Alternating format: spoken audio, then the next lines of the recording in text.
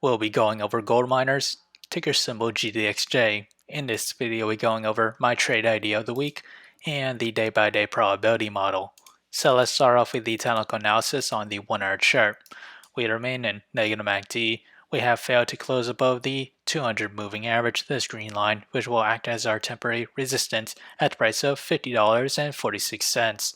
As we extend that to the 4 hour chart, we have dipped into negative MACD territory. As with the daily chart, we still remain in negative MACD, seeing signs of a diverge there. As for my trade idea of the week, my position size is less than 1% of my portfolio. My long entry is at $47.77, and that is this range here, and that coincides with the support that dated back to January 27th. My sell target is at $50.87, and my stop loss is at $47.18.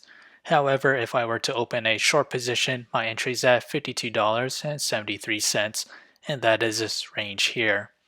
My sell target for it is at $48.39, and my stop loss is at $54.69. So whichever entry price were to hit first, that will be my position of the week. So how did I develop these trade ideas?